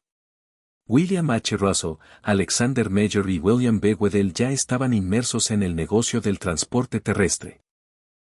Construyeron líneas de abastecimiento hacia los puestos militares en todo el oeste, transportando de todo, desde barriles de harina hasta cañones militares, a través de territorio indio y llanuras áridas. Pero los contratos se estaban agotando y la economía estaba inestable. Así que hicieron lo que todos los grandes capitalistas hacen cuando se ven acorralados. Ellos jugaron. Su nuevo plan es lanzar el servicio postal más rápido de la historia de Estados Unidos y conseguir un jugoso acuerdo con el gobierno para hacerlo rentable. La llamaron Central Overland California and Pikes Peak Express Company, lo cual, para ser sinceros, no es un nombre precisamente fácil de pronunciar. Los periódicos y el público rápidamente le dieron un nombre más emocionante, el Pony Express. No se trató solo de una aventura logística. Fue una carrera a toda velocidad por el infierno. La ruta se extendía casi 2.000 metros desde St. Joseph, Missouri, hasta Sacramento, California, atravesando el implacable corazón de la naturaleza estadounidense. Había pasos de montaña en las montañas rocosas que se tragaban enteras caravanas de carros y desiertos en Nevada donde los caballos podían desplomarse en cuestión de horas. Sin embargo, Russell y compañía estaban convencidos de que podían hacerlo funcionar. Construyeron más de 150 estaciones de relevo, contrataron a unos 80 jinetes y compraron 400 de los ponis más resistentes y rápidos que el dinero podía comprar. Su primer gol fue simbólico. Entrega el discurso inaugural de Lincoln en California en un tiempo récord. El plan era una maniobra de relaciones públicas, pero también un desafío al telégrafo y a la diligencia, dos gigantes de la comunicación del siglo XIX. El viaje inaugural se llevó a cabo el 3 de abril de 1860.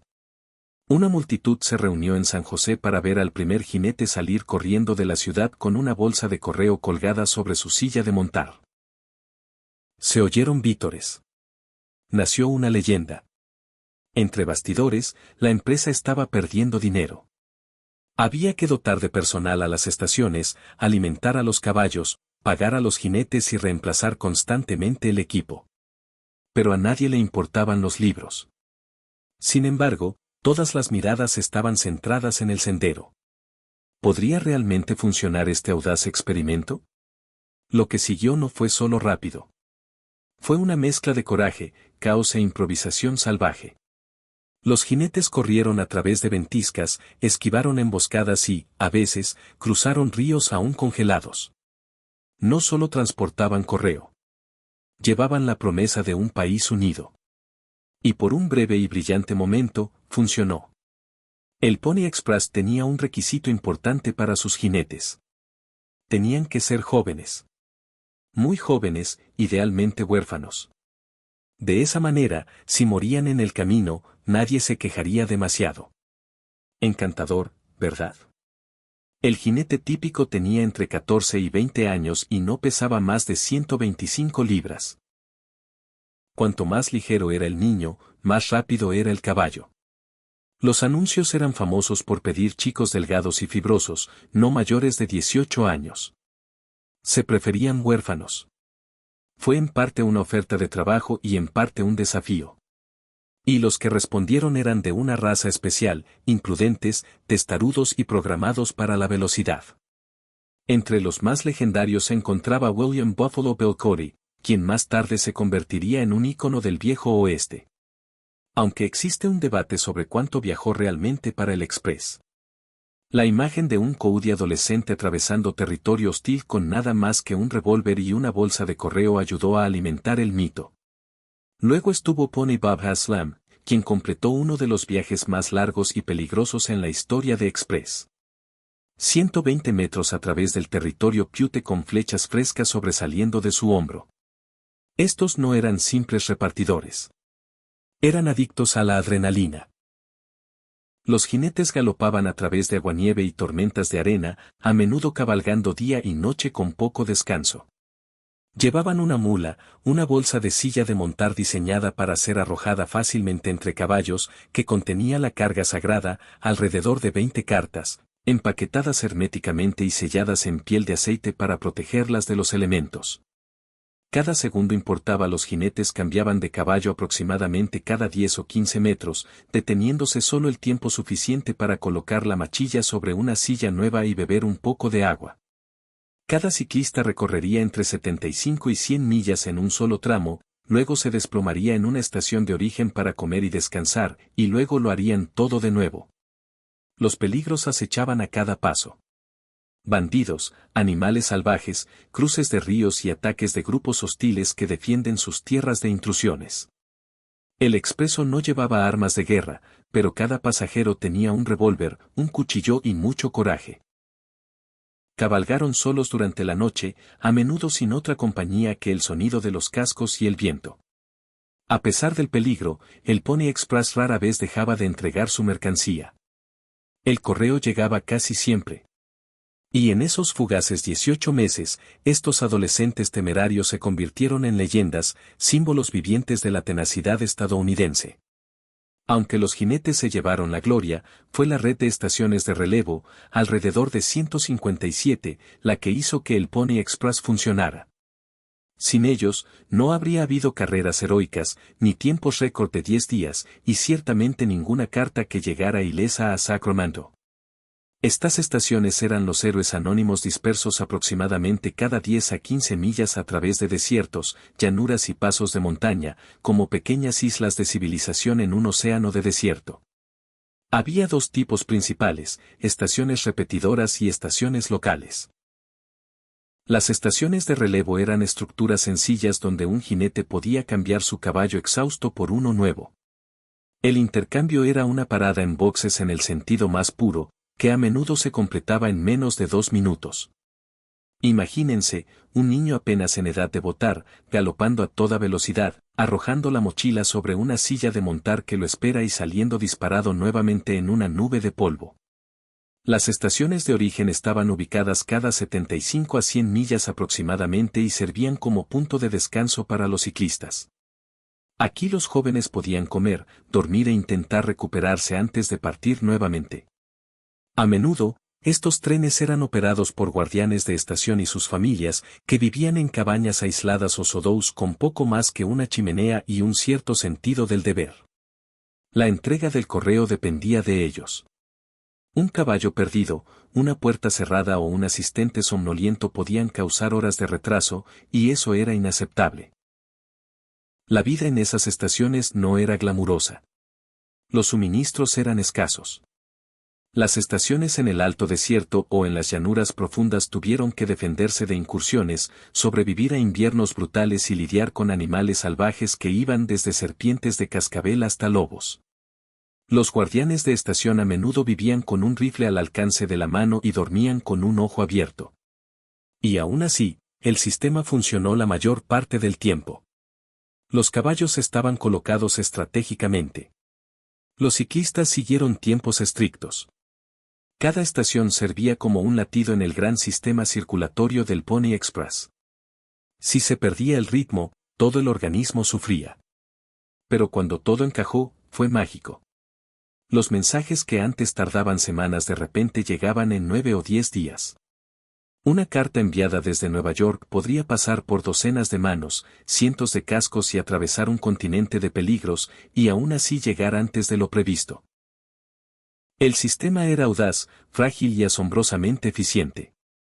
Pero también era caro. Y ahora llegaba el momento de pagar la cuenta.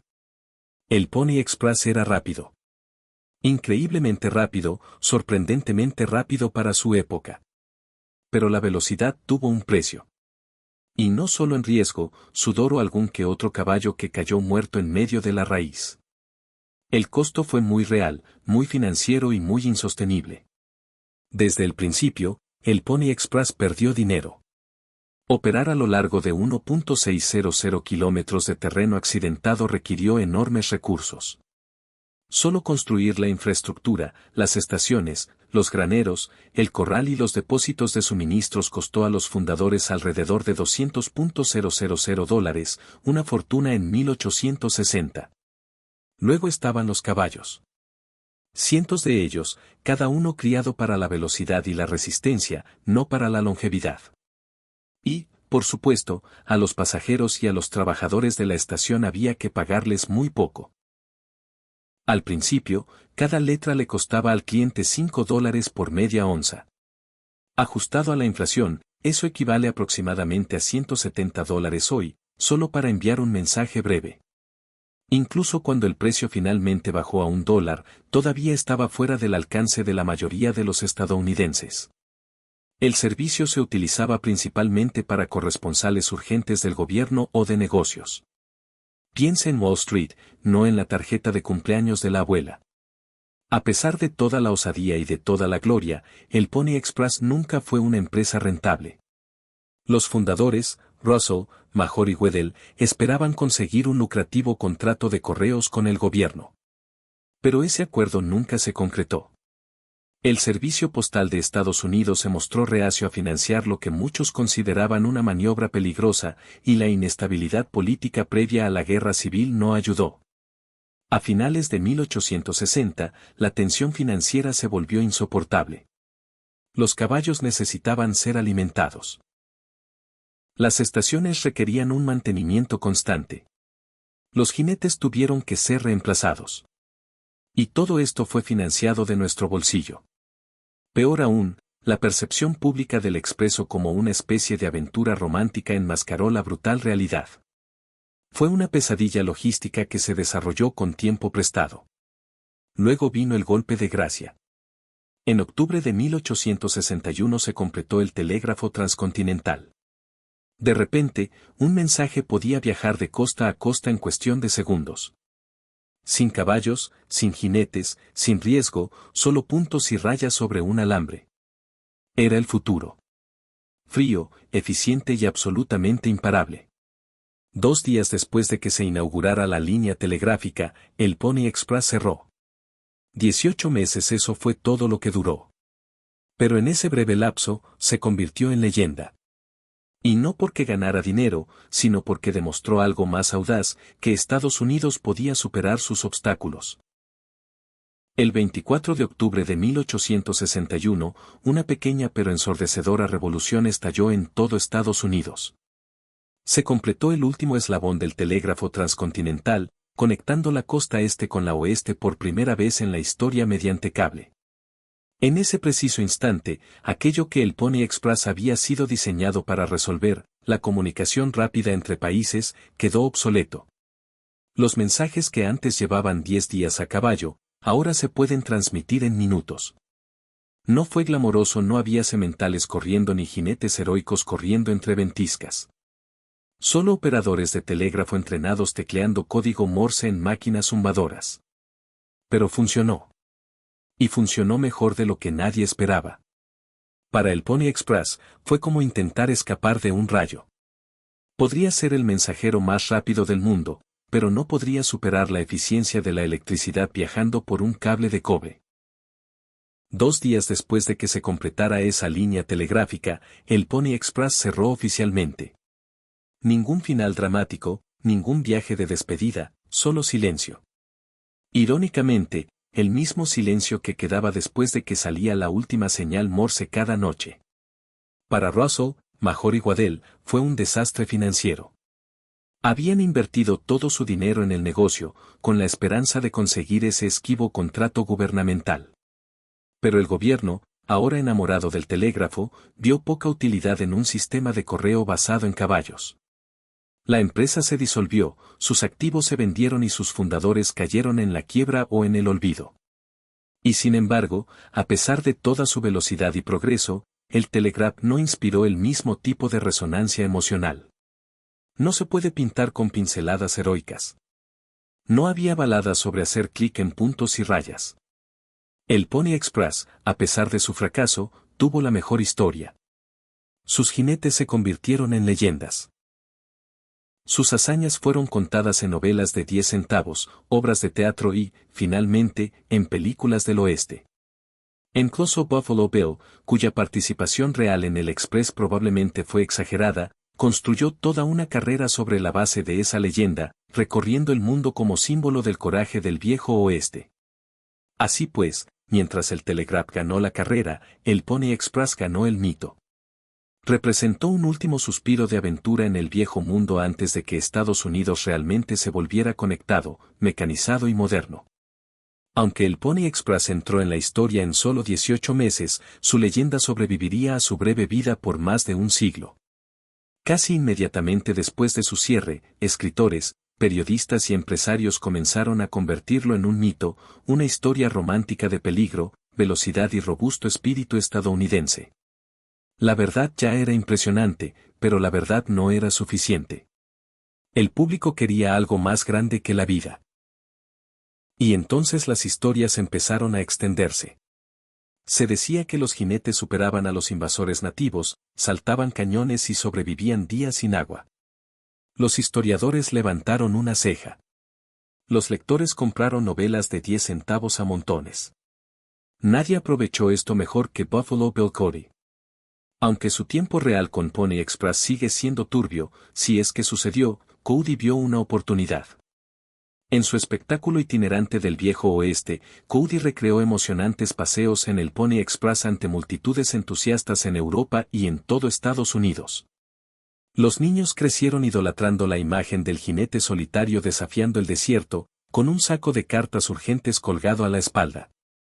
A finales del siglo XIX, el Pony Express se había convertido en algo más que un servicio postal fallido. Se había convertido en un símbolo nacional de valentía fronteriza, de destino manifiesto, de una época en que un solo adolescente en un Mustang podía llevar el peso de la comunicación de la nación sobre sus hombros. Los pueblos a lo largo de la ruta original comenzaron a conmemorar las estaciones. Se construyeron estatuas. Se colocaron placas. En St. Joseph, Missouri y Sacramento, California. Los marcadores históricos declaraban orgullosamente, aquí comenzó el Pony Express. A los niños de la escuela se les enseñaba sobre los jinetes como si fueran padres fundadores a caballo. Y, por supuesto, Hollywood llegó galopando. Las películas mudas, los programas de televisión y los western presentaron versiones exageradas pero adorables del Express, a menudo ignorando cuán brutal, efímera y económicamente desastrosa había sido la versión real. Aún así, el atractivo romántico perduró. Y tal vez sea porque el Pony Express tocó algo atemporal. La idea de que la pura determinación y coraje pueden superar obstáculos imposibles. Que esa juventud y ese coraje todavía importaban. Que frente a la tecnología todavía había espacio para que el espíritu humano brillara, aunque fuera brevemente. Así, incluso mientras los cables del telégrafo zumbaban sobre nuestras cabezas y más tarde las líneas telefónicas y los satélites lo seguían, la imagen de un joven jinete corriendo por los aviones nunca desapareció del todo de la imaginación estadounidense. El Pony Express no solo repartía correo. Entregó un mito, un modelo, una silueta tosca de lo que los estadounidenses querían creer sobre sí mismos. En un país unido por la ambición y el riesgo, se convirtió en la historia perfecta. Atrevida, breve, trágica y llena de velocidad.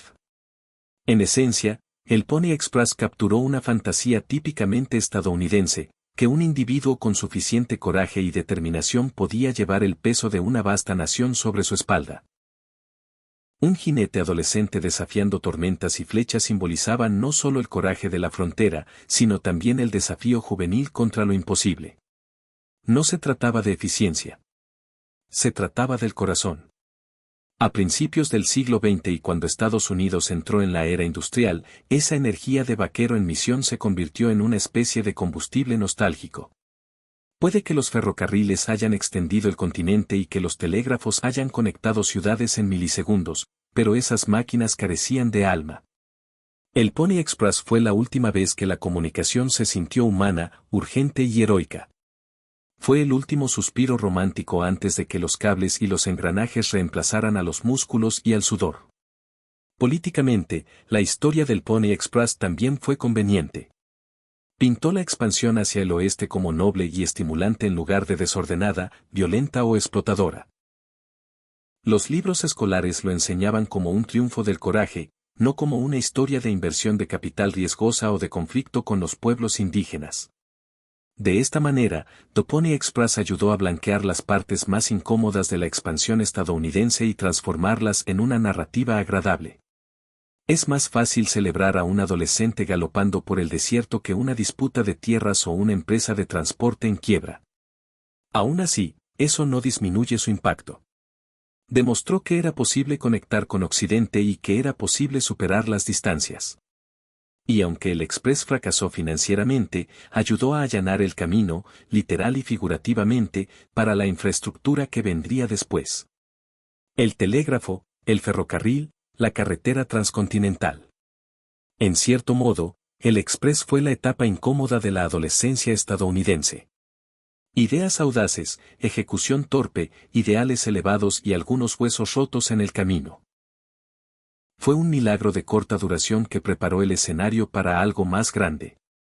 E incluso ahora, cuando la comunicación moderna se realiza con un toque, todavía hay algo conmovedor en un jinete solitario que galopa hacia lo desconocido. Porque en algún lugar, enterrado profundamente en el polvo, está el recordatorio de que el progreso una vez llegó sobre cuatro patas y nervios de acero. El 26 de octubre de 1861, apenas 2 días después de que entrara en funcionamiento la línea telegráfica transcontinental, el último jinete del Pony Express llegó al galope a Sacramento. No hubo fuegos artificiales, ni desfile de despedida, solo un final tranquilo para uno de los experimentos de comunicación más audaces de la historia estadounidense. Todo terminó así, sin más. Pero ese último viaje no fue un fracaso. De hecho, fue una vuelta de la victoria. El Express había hecho su trabajo. Había demostrado que un país tan extenso y salvaje como Estados Unidos podía conectarse de manera rápida, confiable y con tenacidad humana.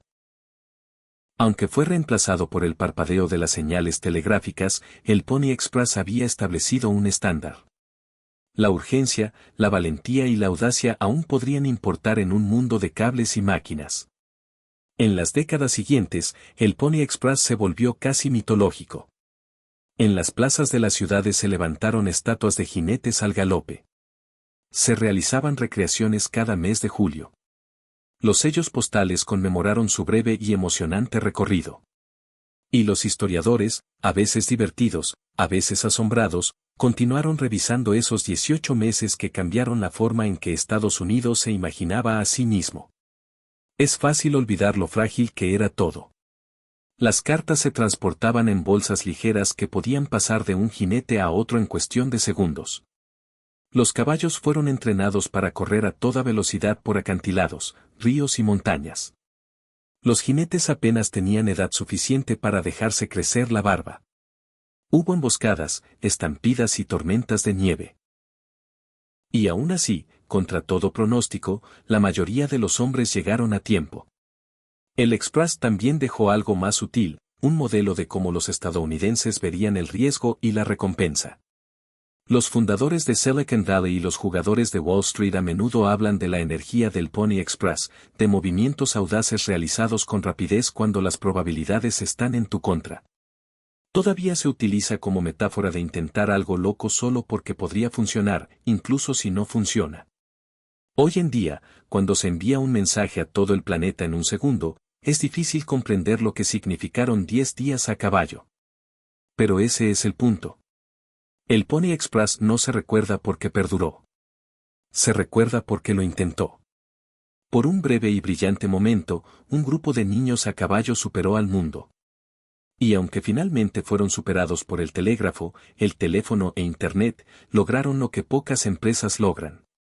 Hicieron historia. Y luego se convirtieron en leyenda.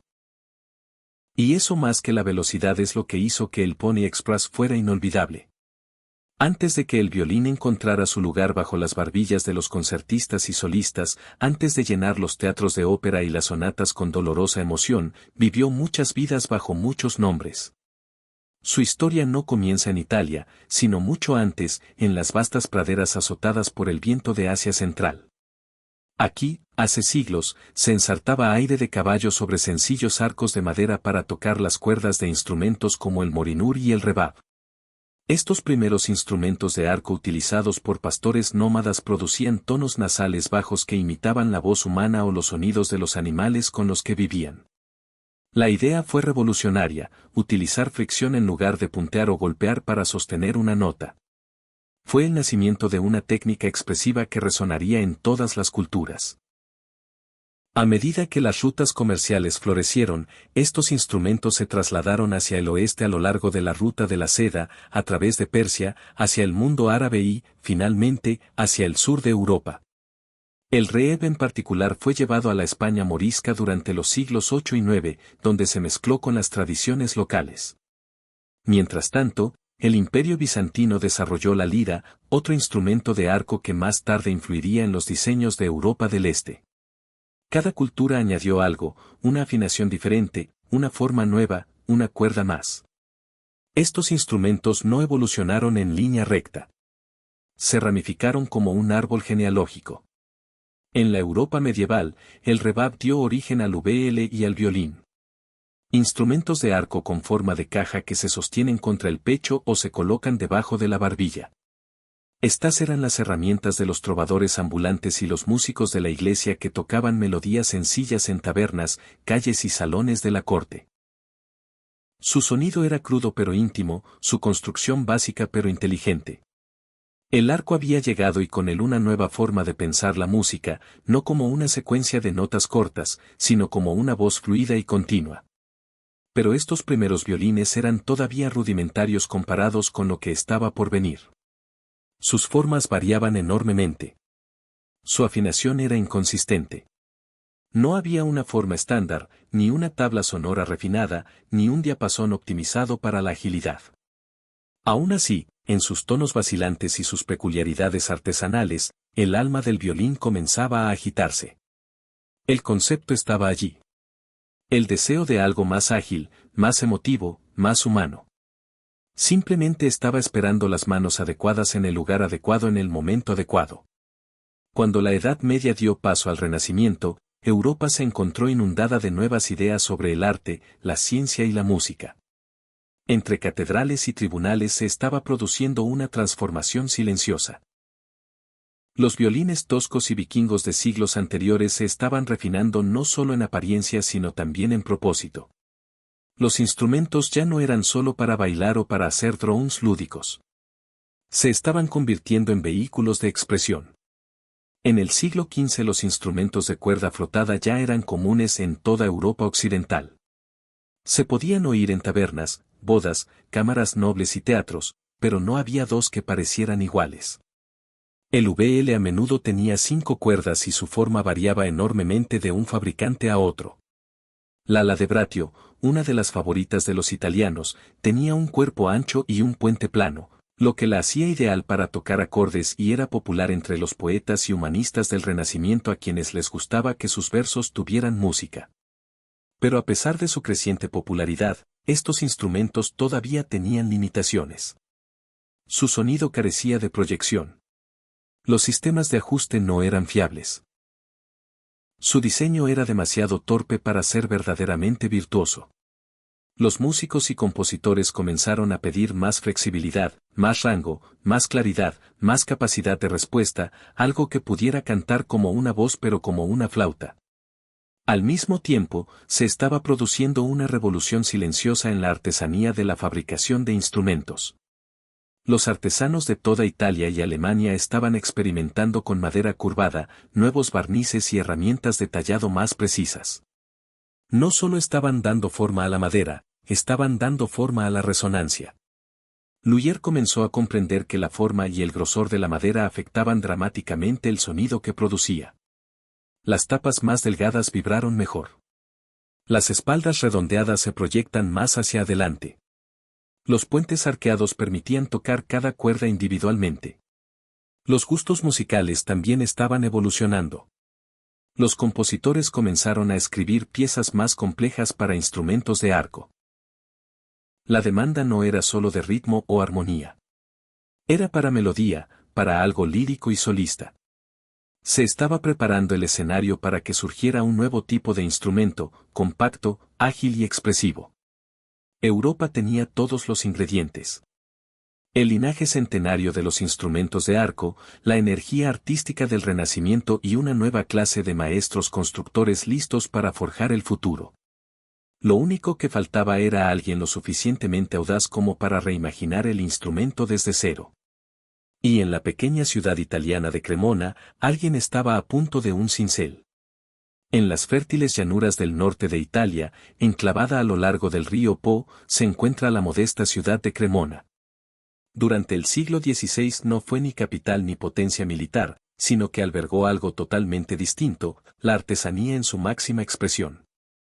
Este era un lugar donde gremios de constructores, artesanos y fabricantes de instrumentos convertían la madera en milagros. Y fue aquí donde verdaderamente nació el violín tal como lo conocemos hoy. En el centro de esta revolución silenciosa se encontraba Andrea Amati, un maestro luthier cuyas innovaciones definirían toda una familia de instrumentos.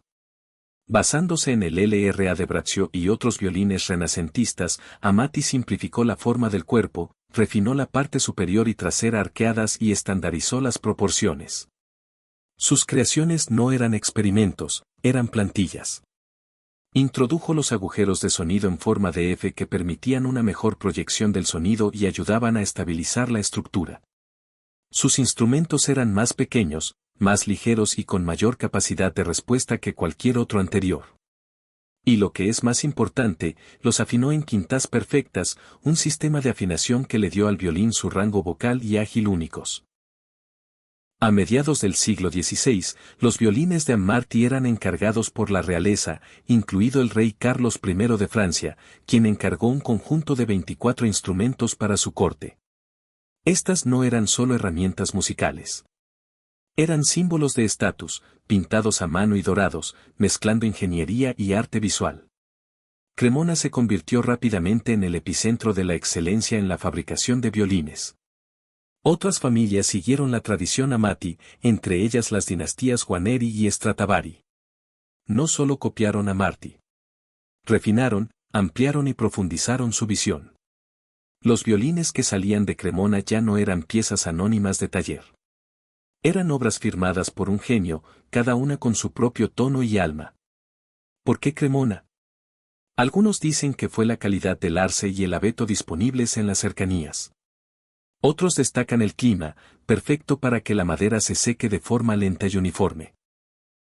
Otros más atribuyen el mérito a la cultura gremial muy unida, donde las técnicas se transmitían de generación en generación mediante aprendizajes y secretos, nunca escritos, siempre hablados.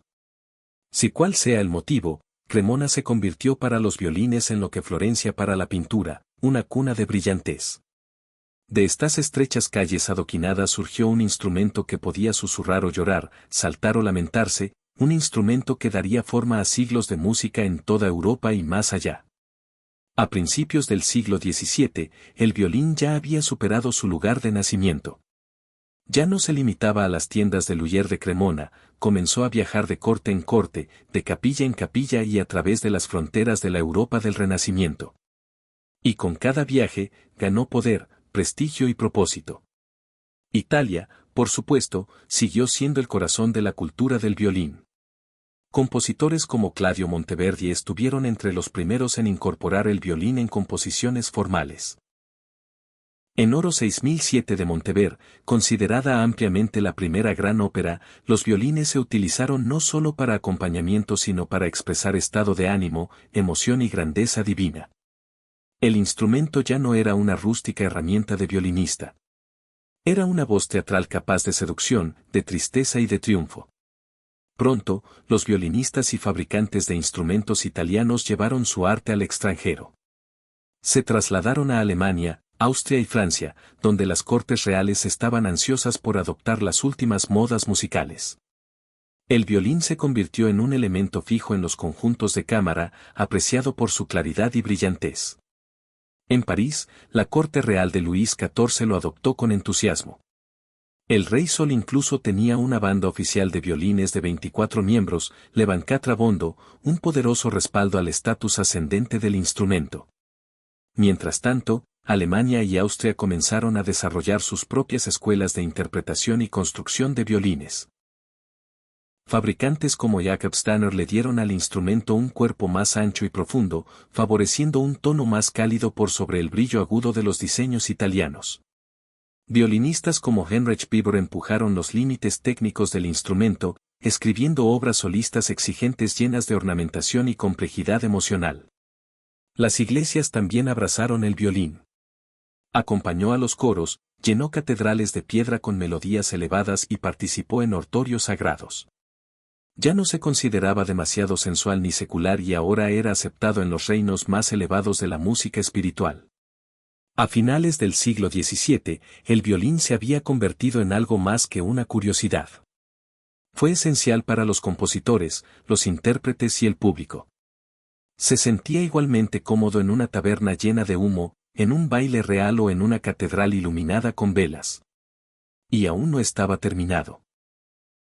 Luego vino la época dorada de la fabricación de violines y el surgimiento de un nombre que se convertiría en sinónimo de perfección, Antonio Stradivari. Si Andrea Amati dio origen al violín, Antonio Stradivari lo perfeccionó. Nacido en Cremona en 1644, Stradivari se formó en la tradición del taller de Amati, pero rápidamente fue más allá de la imitación. Lo que creó a finales del siglo XVII y principios del XVIII se convertiría en el estándar de oro, no solo de los violines, sino de la artesanía musical misma. Los instrumentos de Stradivari no eran simplemente hermosos. Eran trascendentes, con un ojo atento para la selección de la madera, una asimetría y una forma sutiles, y un barniz aún misterioso que añadía profundidad tanto visual como sonora. Los violines Stradivari poseían un tono claro, potente y cautivantemente cálido. Podrían proyectarse hacia el fondo de una sala de conciertos y, sin embargo, susurrar íntimamente a un solo oyente. Stradivari construyó más de uno. 000 instrumentos durante su vida. Violines, violas, violonchelos e incluso guitarras. Hoy en día sobreviven alrededor de 650, cada uno con su nombre de realeza. El Mesías, la Tierra, Lady Blunt. Muchas de ellas todavía son interpretadas por los mejores solistas del mundo. Incluso siglos después, su sonido sigue siendo inigualable. Algunos científicos han intentado desvelar el secreto de Stradivarius escaneando la madera, analizando el barniz o modelando la acústica.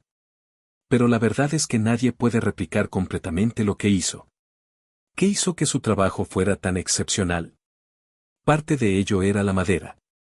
Abeto alpino de crecimiento lento para la placa superior y arce flameado para el fondo, envejecido casi a la perfección. Pero gran parte de ello fueron los meticulosos ajustes de Stradivari, sus minuciosas modificaciones en el grosor, el arqueo y la forma, lo que dio a cada instrumento su carácter único. Durante su vida, la fama de Stradivari se extendió mucho más allá de Cremona. Reyes, duques y virtuosos buscaron sus instrumentos. Su taller se volvió legendario incluso después de su muerte en 1737. Los músicos consideraban al Stradivarius el premio máximo, una herramienta tan sensible que parecía viva. Stradivari no fue el único gran luchador de su tiempo. La familia Guarneri, especialmente Giuseppe Guarneri Delu, produjo violines con tonos más oscuros y agresivos, favorecidos por solistas como Paganini. Pero el nombre de Stradivari perduró como un mito. Sus instrumentos son como reliquias de una era divina de creación de sonidos. La época dorada de la fabricación de violines había llegado a su apogeo. Y a partir de ese momento, el violín pasaría de las manos de los creadores al escenario, a la era de los virtuosos que lo llevarían, y al espíritu humano, hasta sus límites. En el siglo XVIII el violín había evolucionado plenamente, pasando de ser una voz de apoyo a desempeñar un papel protagonista. Ya no se limitaba a rellenar armonías o a marcar ritmos de baile. Comenzó a hablar como si tuviera personalidad propia. Y en manos de una nueva generación de intérpretes, los virtuosos, el violín se convirtió en un instrumento asombroso. Una de las primeras estrellas fue Arcangelo Carelli, cuyas elegantes y expresivas sonatas ayudaron a definir el papel del violín en la música barroca. No era un showman llamativo, pero su forma de tocar era admirada por su gracia y control. Sus composiciones sentaron las bases para generaciones de violinistas, enfatizando el fraseo, el tono y la estructura. Luego vino Antonio Vivaldi, el sacerdote rojo de Venecia. Vivaldi, un compositor e intérprete apasionado, escribió más de 230 conciertos para violín, siendo el más famoso Las Cuatro Estaciones. Estas piezas no eran solo música. Eran experiencias teatrales llenas de imitaciones de cantos de pájaros, tormentas y danzas pastorales.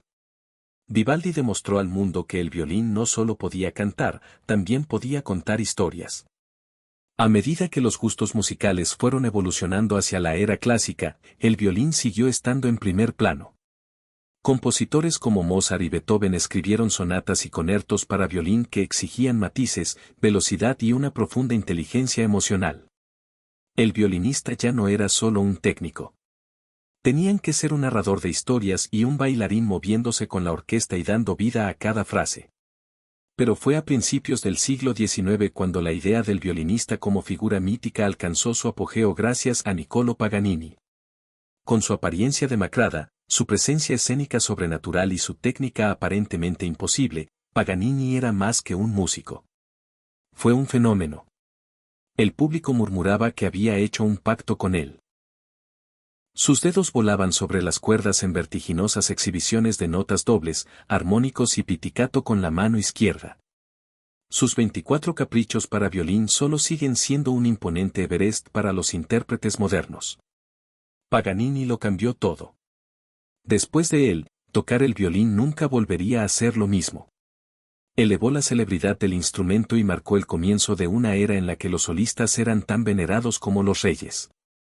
Con cada golpe de arco, el violín ya no era solo un instrumento.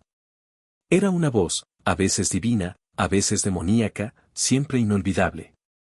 A medida que el violín creció en poder y prestigio durante los siglos XVIII y XIX, también se convirtió en la piedra angular de la orquesta. El violín, que en su día fue compañero de cantantes y de botines, pasó a liderar la carga. Melódico, expresivo y versátil, se convirtió en el instrumento en el que los compositores confiaban para transmitir sus ideas más grandiosas. La transformación comenzó con la orquesta barroca donde las cuerdas ya formaban la base. Las secciones de violín primera y segunda surgieron para proporcionar armonía y melodía. Compositores como Bach y Handel dieron al violín papeles destacados en sus concertos y suites orquestales. Pero aún así era parte de una identidad de conjunto. Aún no había secciones de cuerdas masivas, solo grupos compactos e íntimos. Luego vino la era clásica y todo se expandió. Compositores como Haydn y Mozart dieron forma a la sinfonía moderna y el violín tomó protagonismo. Haydn, a menudo llamado el padre de la sinfonía, construyó texturas orquestales ricas y equilibradas con violines como motor melódico. Mozart fue más allá, dotando a los violines de líneas delicadas y elevadas y tratándolos con ternura y agilidad. En sus sinfonías, el violín podía ser juguetón, trágico o divino, todo dentro de unos pocos compases. Pero fue Beethoven quien realmente transformó la orquesta. Amplió su tamaño, profundizó su rango emosi.